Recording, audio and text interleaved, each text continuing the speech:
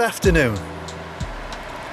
It's just after midday on Monday the 7th of January and it's my father-in-law's 96th birthday today. Happy birthday, Harry. I hope you're enjoying these vlogs and you're seeing some of the places at the moment that are familiar to you, and I hope you enjoy them. Yes, I've just left Porthpean village. What a beautiful place that is. Had a cup of tea and I'm making my way north to St Austell, where I parked the camper van.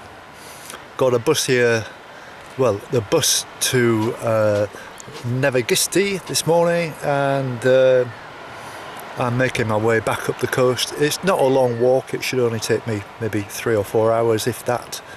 And then my plan is to drive to Foy tonight and wait tomorrow morning for my friend Ralph to appear. He's at the moment driving down from Wales, from Mysteg near Swansea, and we're going to be staying at his sister's holiday home in Plymouth, and over the next 6 or 7 days we're going to do quite a lot of walking together. I'm really looking forward to that. I met Ralph at the very end of the Pembrokeshire coastal path. I'm not quite sure whether we was in Carmarthenshire or actually in Pembrokeshire, but I know it was very close to the end of the walk, and can't remember the name of the place.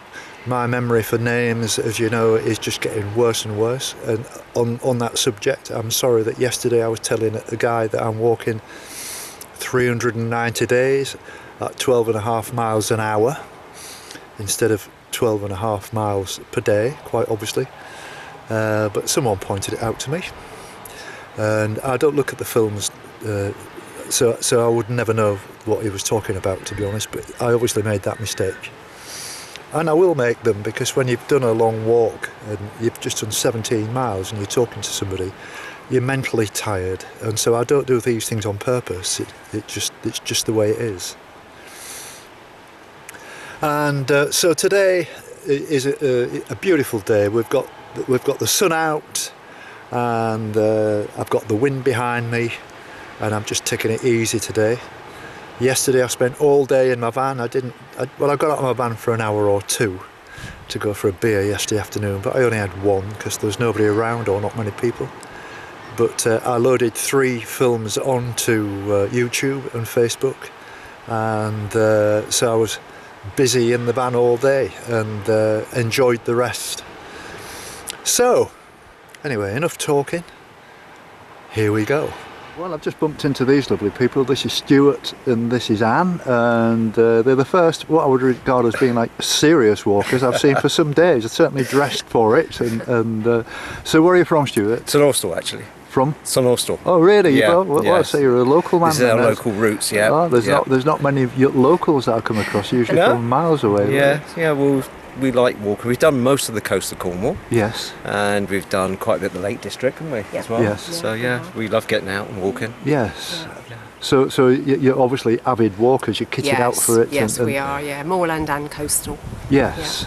Yeah, I mean this is amazing, this weather at this time of year that allows you to sort of do the odd day, and you can I'm not saying you can count on it, but the forecast is been more or less like this since Christmas. Yeah, it has. It's been wonderful for the same next week at least, isn't it? Should be dry still. Walking weather. Yeah.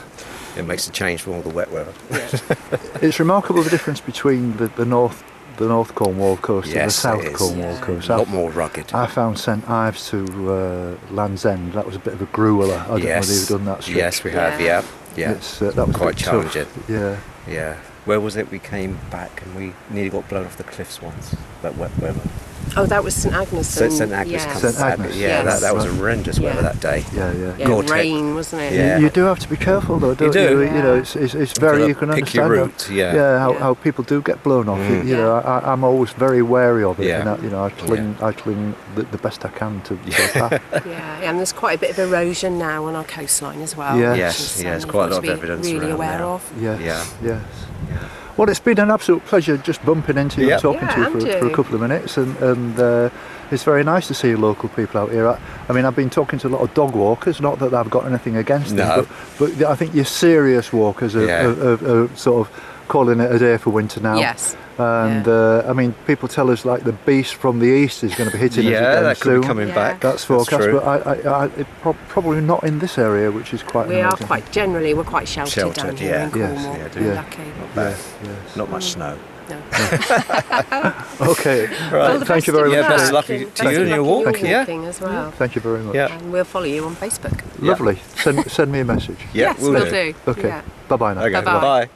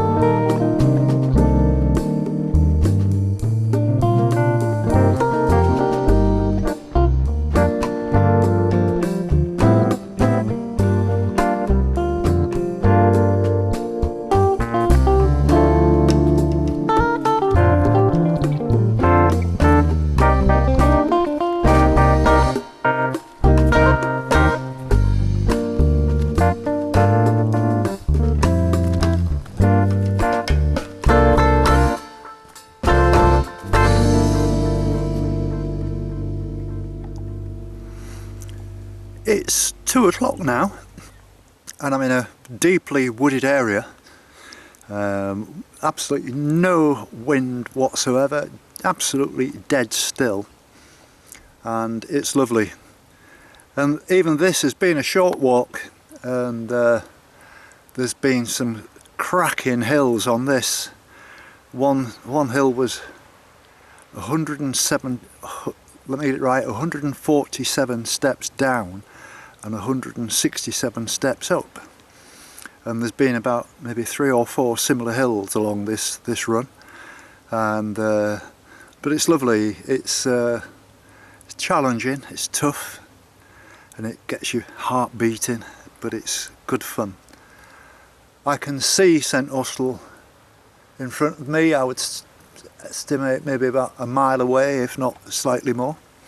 And then I've got to walk inland back to Asda and pick the van up. And I'm not sure quite what I'm going to do when I get back. I'm more likely to drive to Fowey, or should I say Foy. It's spelt F-O-W-E-Y, but it's pronounced Foy apparently.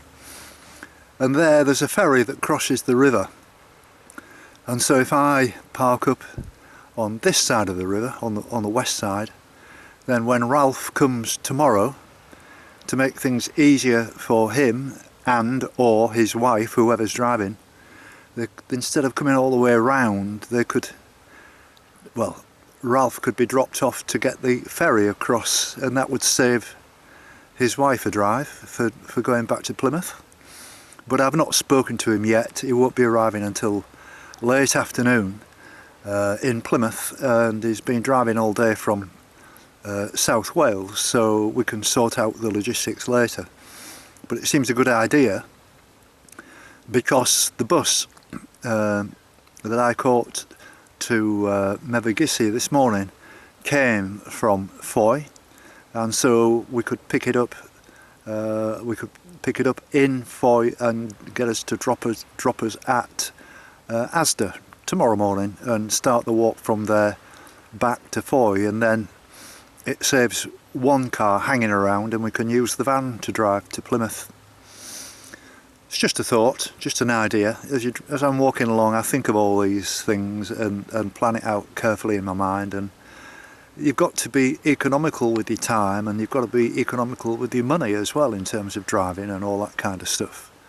And Ralph's more or less said, well, you plan it and I'll just, you tell me what to do, basically, in terms of the logistics, because all this area is fairly new to me in the same way to him as it is to me. But I think I've got the knack of it now after 2,300 and something miles. I haven't totted up the mileage yet. I've let that sort of fall behind a bit. I need to do some kind of admin work and update all these things.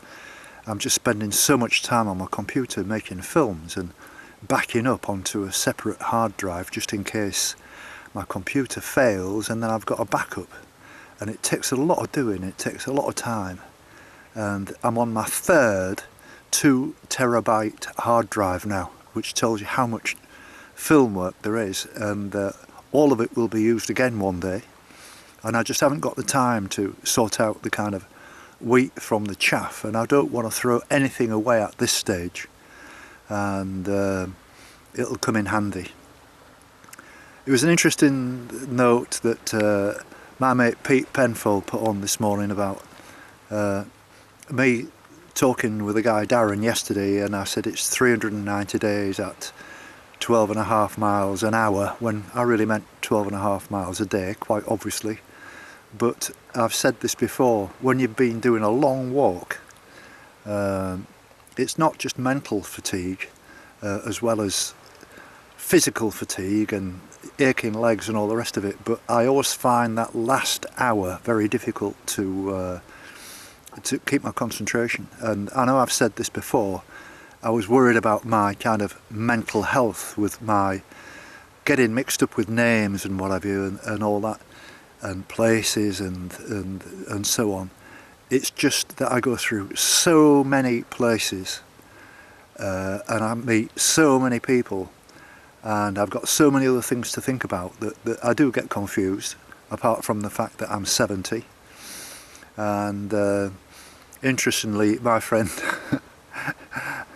my friend Rosemary, I'm sure she didn't mean anything facetiously about it, but said, well, it's because of the amount of beer I'm drinking. Well, the beer is another form of taking in calories.